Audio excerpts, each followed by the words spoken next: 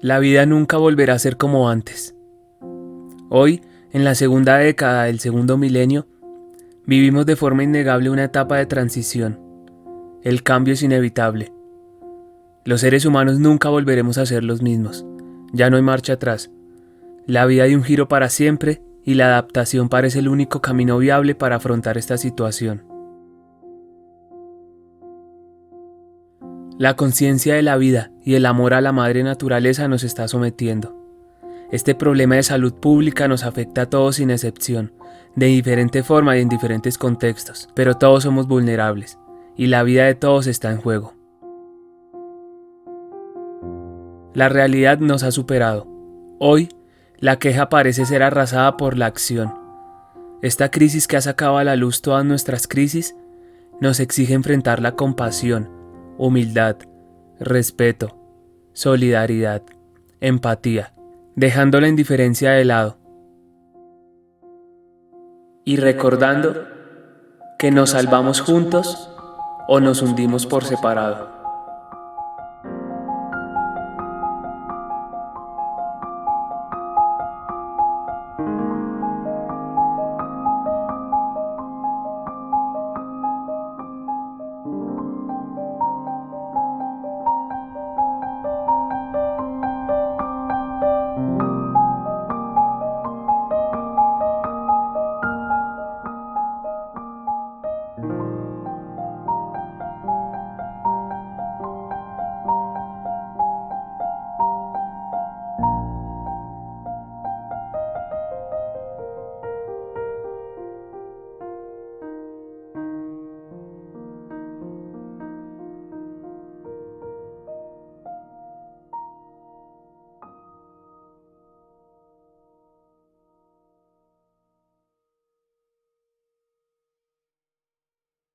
Hola, te saludo, bienvenida al Antroporradio, de verdad muchísimas gracias por estar del otro lado, por brindarme nuevamente tu tiempo y tu atención.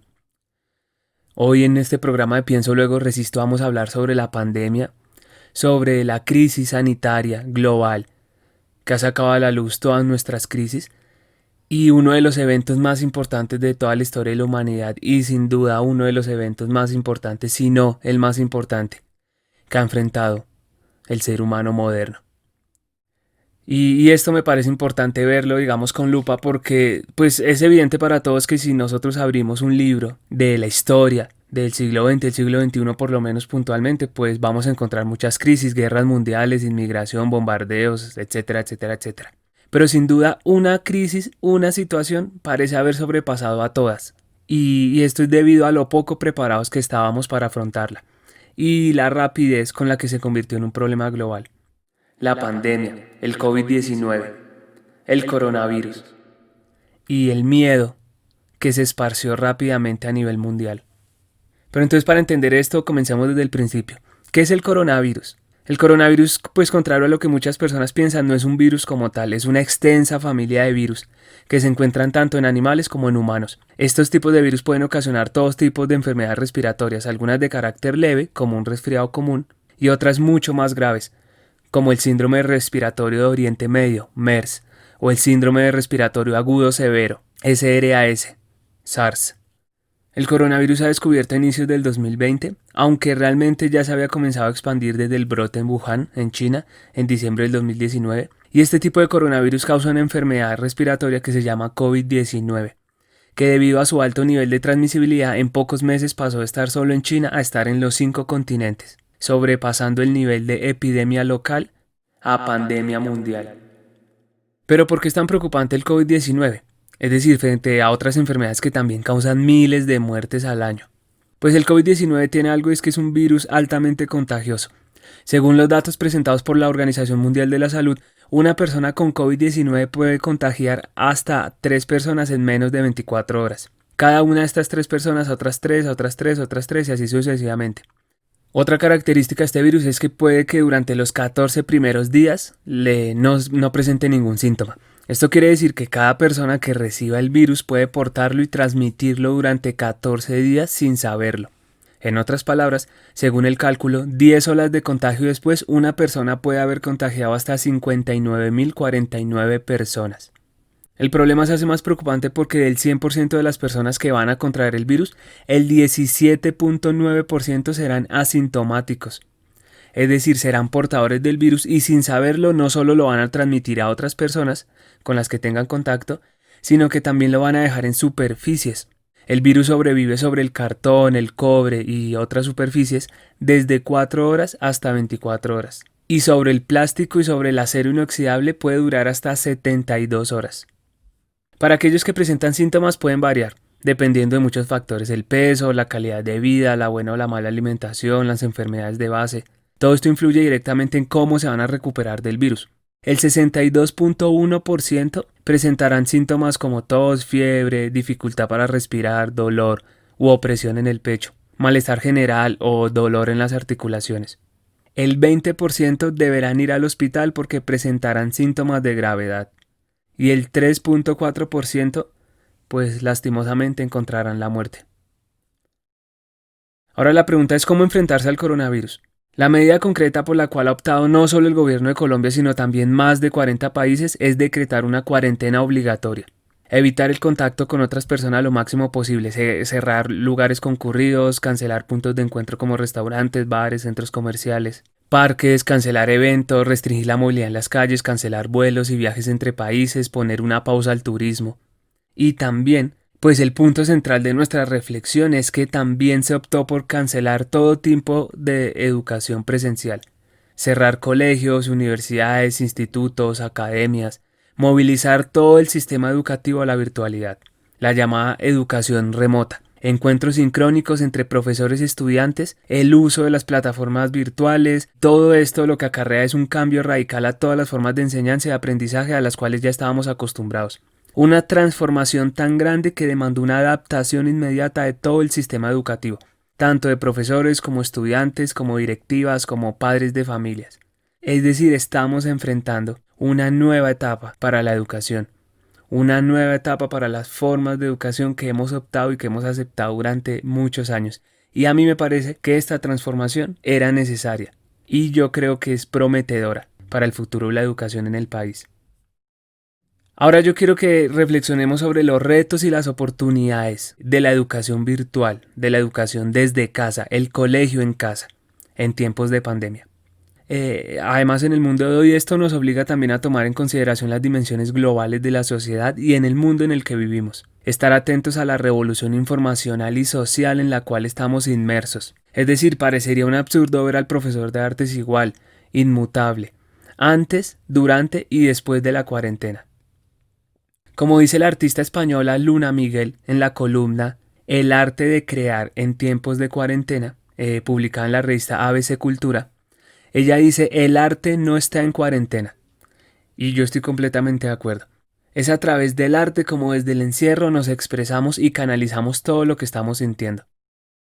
Con respecto a esto, el artista Diego Quejido dice: ahora que estamos encerrados, es un buen momento para darnos cuenta de cómo la imaginación, la creación, la poesía o el arte abren múltiples puertas que nos permiten movernos por el mundo en libertad.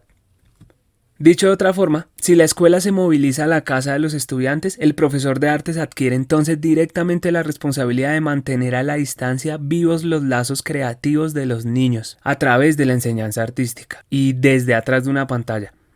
En tiempos de pandemia, las instituciones de salud y pues yo digo que el sistema económico global en general y hasta las fuerzas armadas de cada país comienzan y activan los protocolos de guerra. En muchas columnas de periódicos y revistas online leo permanentemente el tinte informacional de Tercera Guerra Mundial que se le da a la coyuntura actual.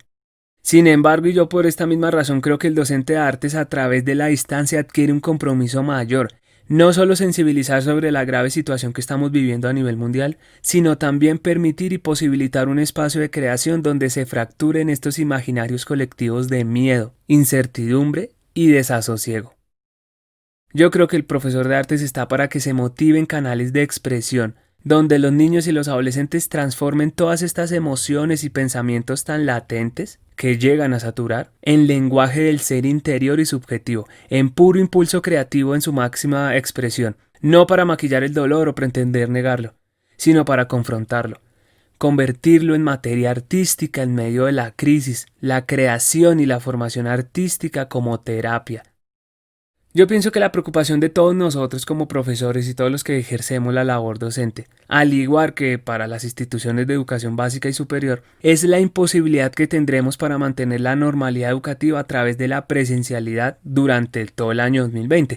De hecho, ya algunos afirman que se mantendría esta modalidad durante algunos meses comenzando el 2021. Entonces, estudiantes, directivas, padres de familia, profesores, nos estamos enfrentando a uno de los retos más grandes que hemos vivido en toda la historia moderna de la educación. ¿Cómo mantener vivos los lazos entre el colegio y sus estudiantes? Es lo que nos preguntamos. ¿Cómo mantener a la distancia procesos efectivos de enseñanza y aprendizaje, sobrepasando los límites de la pantalla y usando la tecnología como un aliado principal? Para esto hay que darnos cuenta que cada área, cada materia, cada objeto de estudio tiene retos y oportunidades diferentes frente a la virtualidad. Para el profesor de arte se convierte en una prioridad buscar los mecanismos pedagógicos efectivos que garanticen, hoy más que nunca, que los niños y jóvenes enfrenten esta situación de confinamiento y encierro a través de la exploración de sus habilidades artísticas, creativas, imaginativas, manuales, críticas, propositivas. El arte en tiempos de pandemia se convierte en el acompañante principal de miles y millones de personas alrededor del mundo. Muestra de esto es ver músicos haciendo conciertos online, artistas plásticos enseñando las técnicas de creación de sus obras, el Circo del Sol transmitiendo sus espectáculos, la ópera en vivo por internet, podcasters enseñando dibujo, pintura, expresión corporal, lectura de poesía online acompañadas de sesiones de yoga, y un sinfín de muestras artísticas y culturales que avivan el fervor de este sentimiento de liberación que brinda la creación y la contemplación estética en el ser humano. La primera pandemia mundial nos trae grandes retos y grandes preguntas sobre nuestra condición humana. La reflexión en conjunto desde las aulas entre profesores y estudiantes sobre esta problemática mundial es fundamental, no se puede dejar de lado. Yo creo que pretender creer que esto es una etapa transitoria y que simplemente la vamos a superar y todo va a continuar como si nunca hubiera pasado, yo creo que eso es absurdo. Yo creo que es momento de discutir sobre la pandemia, debatir, construir, escuchar el punto de vista de los estudiantes. Yo creo que esto generará y permitirá que cada uno de los retos se convierta en un aprendizaje. Filosofar la pandemia. El profesor y escritor español Daniel Martín Sáenz escribió un artículo que se llama Filosofía en tiempos de pandemia. Está publicado en la revista virtual Nueva Tribuna de España. En este artículo él hace una relación muy pertinente entre filosofía y pandemia. Yo creo que si el arte y la filosofía nos han enseñado algo en estos tiempos de pandemia, es que todos estamos de paso, la precariedad de la existencia humana. Y yo creo que en tiempos de crisis las relaciones entre vida y muerte nos arrinconan frente a dos opciones. Y esto lo dice muy claro en su artículo el profe Daniel Martín. La recaída o la curación. No hay tanta distancia entre aprender a morir o aprender a vivir. Y vaya que el 2020 nos ha demostrado cada día la frágil distancia que hay entre un estado y otro. Entonces, volviendo a la discusión desde el punto de vista pedagógico, yo me pregunto cómo motivar al niño a aprender desde atrás de una pantalla, cómo combatir la monotonía y el aburrimiento, recordando el adagio de Pascal, toda desdicha de los hombres proviene de una sola cosa, no saber permanecer en reposo en una habitación. Y yo creo que esto lo hemos vivido muy directamente en estos tiempos de pandemia y de cuarentena. Sin embargo, yo no creo que todo sea malo o negativo. Hay quienes piensan o pensamos que la solución no es reprimir, sino educar. Así como hay quienes piensan que la solución a la pandemia es nunca más volver a salir de las casas, o por el contrario salir como si ya no pasara nada, pues yo estoy en desacuerdo. Hay quienes pensamos que el virus se afronta con responsabilidad, autocuidado y cuidado social, aprendiendo poco a poco a convivir con él, pensando en los demás, promoviendo por medio de los actos y el ejemplo una actitud razonable, crítica, saludable, reivindicando la vida, mi vida y la vida de los demás. Básicamente una actitud más humana para enfrentar la pandemia. Y ahora yo creo que esto es muy importante, ahora más que nunca, porque vamos a entrar, por lo menos hablando desde Colombia, vamos a entrar a una etapa desde el aislamiento como una decisión personal, donde si yo me cuido y actúo responsablemente, también estaré cuidando a los demás. Y donde también, resultado de mi irresponsabilidad, puedo ayudar a propagar el virus en personas cercanas a mí, como mi familia o mis amigos, y también a personas que desconozco. Yo creo que este momento nos va a poner a prueba como sociedad. Y yo creo que se va a evidenciar cuánto nos importa al otro, sabiendo que él es tan vulnerable como yo. Me parece que el momento nos pone retos muy grandes y muy interesantes. El viceministro moscoso colombiano, en uno de los artículos publicados por el Ministerio de Salud, el artículo se llama Salud Mental, uno de los principales retos de la pandemia, hizo el llamado a considerar la cuarentena como la oportunidad para tener un acercamiento familiar para el diálogo, el amor y el cuidado. Él afirma que, y nuevamente estoy hablando de cómo se ha manejado la pandemia en Colombia particularmente. Él dijo que una de las razones por las que a los niños, niñas y adolescentes se les dio salida a la calle dentro de recomendaciones definidas fue por su salud mental, porque nos preocupa. Y yo creo que esta preocupación por la salud mental de los niños, el profesor no la puede ignorar, es imposible que la ignore. De hecho, especialistas ya afirman que uno de los grandes retos de la educación en pospandemia va a ser la recuperación psicológica de los niños, ayudarlos a recuperar confianza en ellos mismos y en sus compañeros, confianza en su colegio y en sus maestros, confianza en el mundo, básicamente. Con respecto a esto, Moisés Wasserman Lerner, bioquímico colombiano, químico de la Universidad Nacional de Colombia, egresado en 1969, viajó a Israel a realizar un doctorado en bioquímica en la Universidad Hebrea de Jerusalén. Luego estudió un postdoctorado en la Universidad del Estado de Nueva York. Fue rector de la Universidad Nacional de Colombia en el periodo 2006-2009 y fue reelegido para el periodo 2009 y 2012. Él dice algo y es que ojalá que quienes se oponen al regreso a clases revisen el grave impacto que tienen los niños esa protección. Y yo estoy completamente de acuerdo. De hecho, hay quienes afirman que enviar a los niños a los colegios es enviarlos a un matadero. Y yo quiero decir algo y es que discutir así es difícil. No se puede discutir con seriedad bajo una afirmación tan dañina.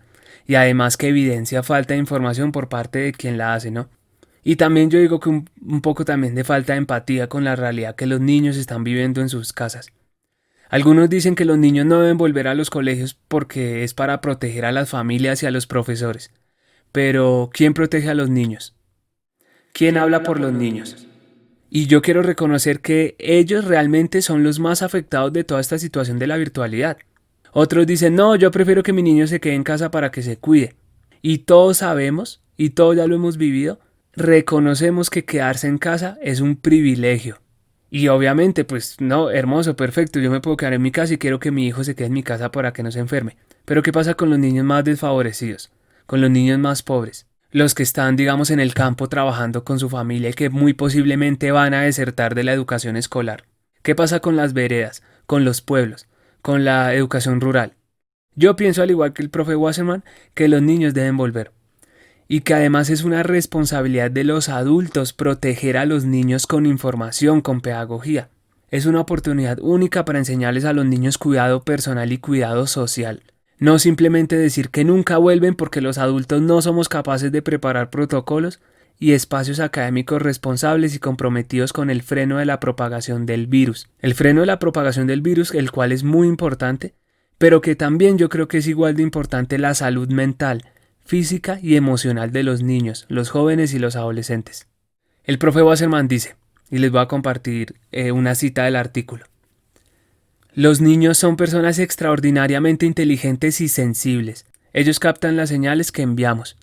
Están tratando de comprender qué nos pasa y construyen hipótesis explicativas. Hay que apoyarlos hablándoles claro, dándoles datos ciertos y evitando daños psicológicos. El sentimiento de que su colegio es una amenaza y que el otro, su amigo, es un peligro, tiene efectos desastrosos. En muchos hogares son los niños los que traen la información correcta. Los niños les enseñan a sus padres el uso de los medios virtuales modernos. Los niños pueden convencerlos de usar las normas de comportamiento, que ellos entenderán mejor gracias a su colegio. Y de nuevo quiero subrayar que estoy completamente de acuerdo. Es importante construir una actitud crítica que busque, no por medio de la imposición, sino por medio del autogobierno, que nuestros niños vean esto como no como el fin del mundo, sino como el comienzo de uno mejor y diferente. Ver el confinamiento como una oportunidad para hacernos conscientes de nuestra fragilidad humana y posibilitar cambios desde la raíz. Pensar en la coexistencia que hace parte de nuestra identidad cultural. Entender y hacerle entender a los niños que no estamos solos y que nuestros actos sí tienen consecuencias. hacernos conscientes de que todos somos iguales desde la educación infantil. Yo creo que esto nos podría llevar a construir una sociedad más justa, igualitaria, más humana, pensando en el futuro de los derechos humanos y la sostenibilidad de los recursos naturales. Ver el momento de verdad como una oportunidad para, por medio de la pedagogía y la información, formar a los niños, que los niños y nosotros los adultos respectivamente le demos valor al autocuidado y al cuidado social. De que yo no debo lavarme las manos porque el gobierno lo ponga como una norma. O que yo no debo usar el tapabocas porque si no lo uso un policía me va a poner una multa. Sino porque realmente como sociedad nos sensibilizamos frente a lo que está pasando y le doy valor a mi vida y a la vida del otro. Entonces actúo con responsabilidad social, me lavo las manos, uso el tapabocas. Yo creo que es una oportunidad inmejorable para enseñarle a los niños todas estas formas de vida más saludables, más empáticas, más humanas, más solidarias. Los niños son muy inteligentes y si nosotros hacemos un trabajo pedagógico arduo, sensible con ellos, yo considero que podremos ver el momento como una oportunidad para crecer y para mejorar, y no simplemente para escapar. Para los niños es importante volver a los colegios.